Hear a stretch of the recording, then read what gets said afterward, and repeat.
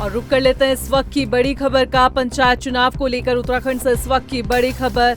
पंचायत चुनाव पर हाईकोर्ट ने रोक लगा दी है। आपको बता दें कि रिजर्वेशन पर स्थिति साफ न होने पर हाईकोर्ट ने रोक लगाई है। कोर्ट में आरक्षण की स्थिति साफ नहीं कर पाई सरकार। 10 जुलाई को होना था पंचायत चुनाव के लिए मतदान। राज्य निर्वाचन आयोग 2 चरणों में करवा रहा था चुनाव। 15 जुलाई को होना था दूसरे चरण का मतदान। 19 जुलाई को मतगणना के साथ नतीजे आने थे। तो इस वक्त की बड़ी खबर आप तक पहुंचा रहे पंचायत चुनाव को लेकर। उत्तराखंड में पंचायत चुनाव को लेकर बड़ी खबर सामने आई है। पंचायत चुनाव पर हाईकोर्ट ने रोक लगा दी है। रिजर्वेशन पर स्थिति साफ न होने पर ये रोक लगाई गई है।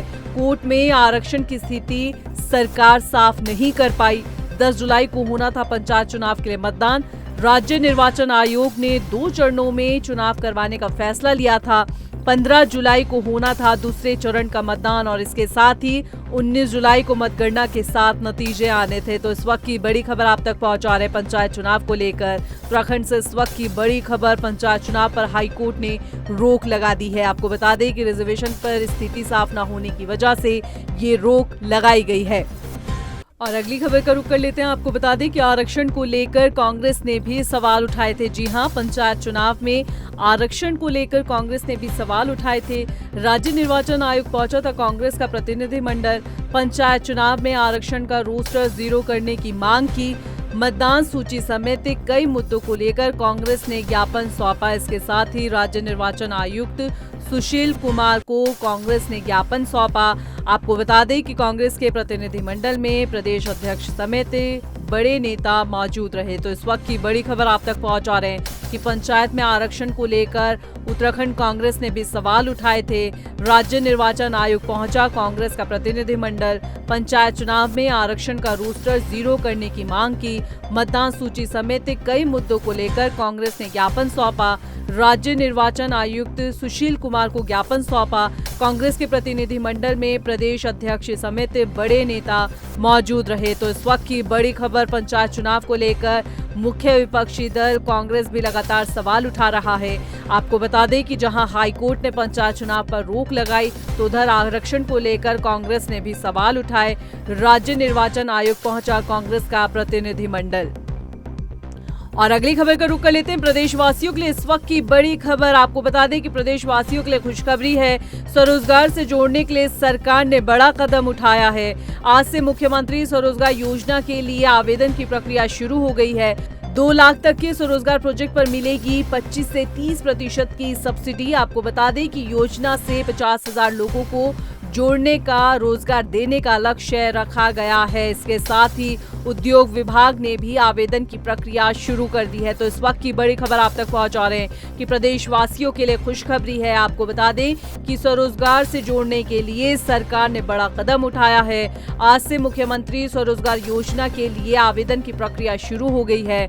2 लाख तक के स्वरोजगार प्रोजेक्ट पर मिलेगी 25 से 30% तक की सब्सिडी। इसके साथ ही योजना से 50,000 लोगों को रोजगार देने का लक्ष्य रखा गया है। आपको बता दें कि उद्योग विभाग ने आवेदन की प्रक्रिया शुरू की है। और अगली खबर का रुख कर लेते हैं। देहरादून में अंतर्राष्ट्रीय ओलंपिक दिवस पर कार्यक्रम का आयोजन हुआ। खेल विभाग की तरफ से कार्यक्रम को आयोजित किया गया, जिसमें मुख्य अतिथि के तौर पर सूबे के मुखिया पुष्कर सिंह धामी ने शिरकत की।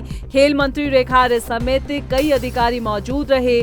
बड़ी संख्या में खिलाड़ियों ने हिस्सा लिया। प्रदेश में खिलाड़ियों को प्रोत्साहन करने के उद्देश्य से खेलों को बढ़ावा सरकार दे रही है। तो इस वक्त की बड़ी खबर आप तक देहरादून से पहुंचा रही हैं, जहां पर अंतर्राष्ट्रीय ओलंपिक दिवस पर कार्यक्रम का आयोजन हुआ। खेल विभाग की तरफ से कार्यक्रम को आयोजित किया गया। मुख्य अतिथि के तौर पर सीएम धामी ने शिरकत की। खेल मंत्री रेखा आर्य समेत कई अधिकारी मौजूद रहे। बड़ी संख्या में खिलाड़ियों ने भी हिस्सा लिया। प्रदेश में खिलाड़ियों को प्रोत्साहन करने के उद्देश्य से खेलों को बढ़ावा दे रही है धामी सरकार। तो इस वक्त की बड़ी खबर आप तक पहुंचा रहे। देहरादून में अंतर्राष्ट्रीय ओलंपिक दिवस पर कार्यक्रम का आयोजन हुआ, जिसमें सूबे के मुखिया पुष्कर सिंह धामी ने शिरकत की। और अगली खबर का रुख कर लेते हैं। केदारनाथ धाम के लिए आज से हेली सेवा बंद हो चुकी है। जी हां, इस वक्त की बड़ी खबर। जो केदारनाथ आ रहे हैं श्रद्धालु, उनके लिए ये बड़ी खबर आप तक पहुंचा रहे हैं कि आज से बंद हो चुकी है हेली सेवा। मानसून के चलते हेली सेवा का पहला चरण खत्म हुआ है। अब मानसून खत्म होने के बाद फिर शुरू होगी हेली सेवा। केदारनाथ से वापस लौटी हेली कंपनियां, सितंबर में शुरू होगा हेली सेवा का दूसरा चरण। तो इस वक्त की बड़ी खबर आप तक पहुंचा रहे हैं। केदारनाथ धाम के लिए आज से हेली सेवा बंद हो गई है। आपको बता दें कि मानसून के चलते हेली सेवा का पहला चरण खत्म हुआ है। अब मानसून खत्म होने के बाद फिर से हेली सेवा शुरू होगी। केदारनाथ से वापस लौटी हेली कंपनियां, सितंबर में शुरू होगा हेली सेवा का दूसरा चरण। और अगली खबर का रुख कर लेते हैं। उत्तराखंड में फेल हुई कई कंपनियों की दवाएं। जी हां, इस वक्त की बड़ी खबर आप तक पहुंचा रहे हैं कि उत्तराखंड में फेल हुई कई कंपनियों की दवाएं। गुणवत्ता मानकों के चलते फेल हुई है दवाई। केंद्रीय औषधि गुणवत्ता नियंत्रण संगठन ने यह रिपोर्ट जारी की है। बताया जा रहा है कि जून महीने की रिपोर्ट जारी हुई है। राज्य खाद्य एवं औषधि नियंत्रण विभाग अब बड़ा कदम उठाएगा। विभाग जल्द कंपनियों की दवाएं आपूर्ति पर रोक लगाएगा। हरिद्वार, रुड़की, भगवानपुर और रुद्रपुर में औद्योगिक क्षेत्र में चल रही है कई फार्मा कंपनियां। तो इस वक्त की बड़ी खबर आप तक पहुंचा रहे हैं कि उत्तराखंड में फेल हुई कई कंपनियों की दवाएं। आपको बता दें कि गुणवत्ता मानकों के चलते फेल हुई हैं दवाएं। आपको ये भी जानकारी दे देते हैं कि केंद्रीय औषधि गुणवत्ता नियंत्रण संगठन ने जून महीने की रिपोर्ट जारी की। राज्य खाद्य एवं औषधि नियंत्रण विभाग अब बड़ा कदम उठाएगा। विभाग जल्द कंपनियों की दवाएं आपूर्ति पर रोक लगाएगा। हरिद्वार, रुड़की, भगवानपुर और रुद्रपुर औद्योगिक क्षेत्र में चल रही हैं कई फार्मा कंपनियां। और अगली खबर का रुख कर लेते हैं। आपको बता दें कि उत्तराखंड में इस साल मानसून भारी पड़ेगा। जी हां, मौसम का बड़ा अपडेट आप तक पहुंचा रहे हैं कि उत्तराखंड में इस साल मानसून भारी पड़ेगा। राज्य के लिए हर दिन मौसम का पूर्वानुमान जारी हो रहा है। उत्तराखंड में 28 जून तक भारी बारिश की चेतावनी जारी हुई है। आज भी कई जिलों में भारी बारिश का ऑरेंज अलर्ट जारी है। आपको ये भी जानकारी दे दें कि टिहरी, पौड़ी, हरिद्वार, उधम सिंह नगर, चंपावत, अल्मोड़ा और बागेश्वर में भारी बारिश का येलो अलर्ट जारी हुआ है। इसके साथ ही उत्तरकाशी, पौड़ी, चंपावत, बागेश्वर, पिथौरागढ़ और नैनीताल में भी बारिश के आसार हैं।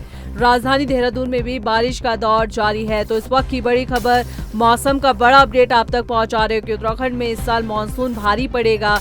राज्य के लिए हर दिन मौसम का पूर्वानुमान जारी हो रहा है। उत्तराखंड में 28 जून तक भारी बारिश की संभावना जताई गई है। इसके साथ ही आज भी कई जिलों में भारी बारिश का ऑरेंज अलर्ट जारी हुआ है। आपको बता दें कि टिहरी, पौड़ी, हरिद्वार, उधम सिंह नगर, चंपावत, अल्मोड़ा, बागेश्वर में भारी बारिश का येलो अलर्ट जारी हुआ है। तो उधर उत्तरकाशी, पौड़ी, चंपावत, बागेश्वर, पिथौरागढ़ और नैनीताल में भी बारिश की आशंका है। राजधानी देहरादून में भी बारिश का दौर जारी है। और अगली खबर का रुख कर लेते हैं गदरपुर से। इस वक्त की बड़ी खबर आप तक पहुंचा रहे हैं। गदरपुर के बोर जलाशय में जवान की डूबने से मौत हो गई। जी हां, देर रात नहाने के दौरान ये हादसा हुआ।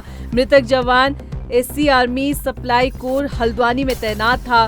बोर जलाशय में एनडीआरएफ ने 10 घंटे तक रेस्क्यू अभियान चलाया। मूल रूप से बिहार का रहने वाला था जवान। वर्तमान में बेंगलुरु शिफ्ट हुए थे मृतक जवान हिमांशु मिश्रा। तो इस वक्त की बड़ी खबर आप तक पहुंचा रहे गदरपुर से, जहां बोर जलाशय में डूबने से एक जवान की मौत हो गई। देर रात नहाने के दौरान ये हादसा हुआ। मृतक जवान SC army supply core Haldwani में तैनात था। बोर जलाशय में एनडीआरएफ ने करीब 10 घंटे तक रेस्क्यू अभियान चलाया। मूल रूप से बिहार का रहने वाला था जवान। वर्तमान में बेंगलुरु में शिफ्ट हुए थे मृतक जवान हिमांशु मिश्रा। एनडीआरएफ की तरफ से यही कहना चाहूँगा कि जान बहुत कीमती है जी। और इस छोटे छोटे से कामों में अपनी जान को नहीं गंवाना चाहिए। और इस प्रकार यहाँ आकर डैम पर अगर आते हैं, टूरिस्ट के रूप में आते हैं या जिस प्रकार से भी आते हैं, तो पूरी सुरक्षा का ध्यान दें। और आजकल बारिश का मौसम है, डैम में पानी काफ़ी ज़्यादा है, तो डैम में पानी में ना उतरें। डैम के बाहर से ही डैम की और इसकी खूबसूरती को एंजॉय करें, ना कि अपनी जान को गंवा इसके लिए अपनी। ये जवान जो मुझे इनिशियल जानकारी पुलिस के द्वारा प्राप्त हुई है, कहीं साउथ इंडिया का रहने वाला है और कोई आर्मी का जवान है। बहुत ज़्यादा विस्तृत जानकारी इसके बारे में हम लोग को नहीं है।